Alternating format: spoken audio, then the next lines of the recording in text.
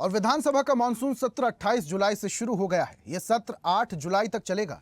Monsoon सत्र के शुरू होते ही कांग्रेस ने जमकर नारेबाजी करते हुए प्रदर्शन किया और सत्ता पक्ष पर आरोप लगाए कि ओबीसी आरक्षण को लेकर भाजपा दोहरी नीति अपना रही है। प्रदर्शन को लेकर पक्ष और विपक्ष की प्रतिक्रिया ली हमारे सहयोगी अरविंद चौहान ने। देखिए, ये सरकार चाहे किसान हो, गरीब हो, मजदूर हो, इनकी आवाज़ को दबाना चाहती है और कांग्रेस पार्टी सड़क से सदन तक की लड़ाई लड़ती है।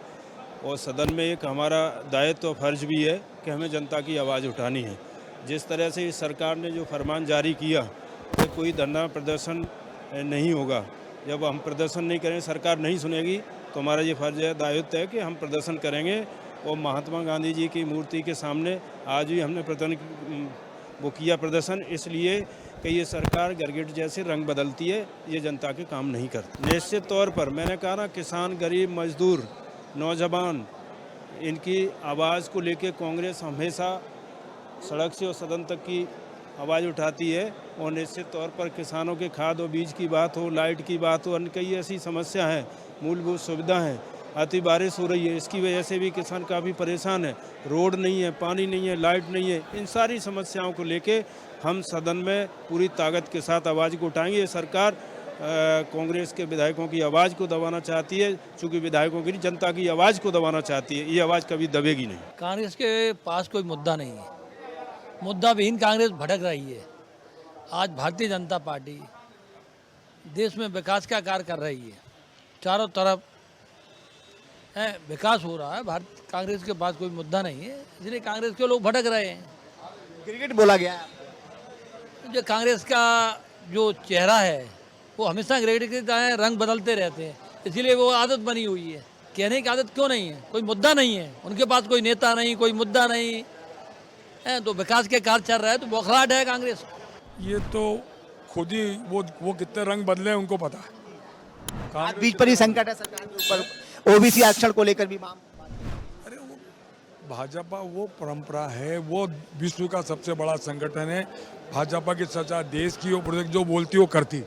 भारतीय जनता पार्टी की सरकार जब से बनी है, लोकतंत्र का गला घोटने का काम कर रही है।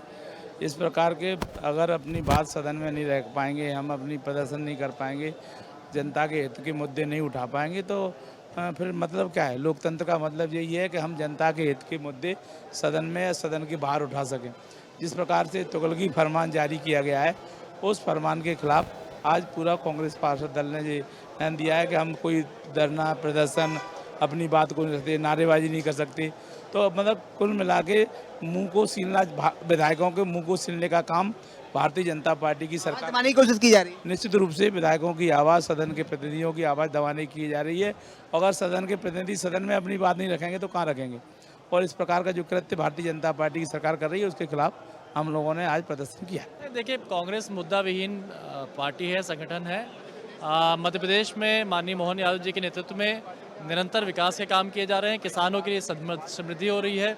हम लोग निरंतर ग्लोबल इन्वेस्टर समिट में जा रहे हैं, माने इन्वेस्टर्स आ रहे हैं। हमारा टूरिज्म का हमारे रीवा में भी काम हो रहा है। तो तरह तरह की योजनाएं हमारे मध्य प्रदेश में चल रही है। कांग्रेस के पास कोई मुद्दे नहीं है, इसलिए वो बस केवल ऐसे ही बस समय बर्बाद कर रहे हैं। ये तो उनसे पूछो किस आधार पे बोल रहे हो। आरक्षण पे बहुत गंभीरता से माननीय मोहन यादव जी की नेतृत्व वाली सरकार काम कर रही। कांग्रेस ने बिना पढ़े लिखे, बिना तैयारी के आरक्षण देने की कोशिश की थी, इस कारण से स्टे हुआ है। उन विसंगतियों को भारतीय जनता पार्टी की सरकार दूर करके आरक्षण दिलाने की तरफ आगे बढ़ी है। देखिए, ओबीसी के विषय पर सरकार लगातार अपना जो पक्ष है वो पक्ष बदलने का काम कर रही है। गिरगिट की तरह रंग बदलने का काम सरकार कर रही है। और जो आरक्षण का कानून कांग्रेस पार्टी ने लागू करने का जो काम किया था, उससे हमारे आदिवासी वर्ग के लोगों को वंचित करने का काम है सरकार कर रही है।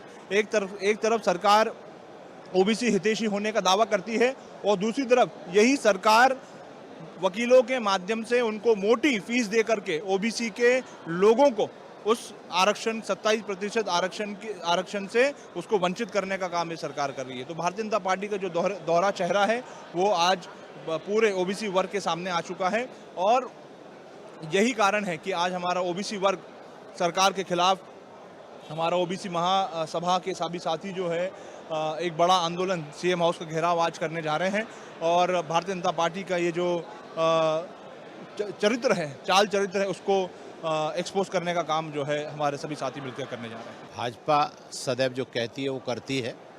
न्यायिक प्रक्रिया अपनी है और उस न्यायिक प्रक्रिया में जो भी ओबीसी आरक्षण को जल्दी से जल्दी लागू करने का जो प्रश्न है, उसमें जो कुछ भाजपा कर सकती है उसको कर रही है, बहुत ईमानदारी के साथ कर रही है।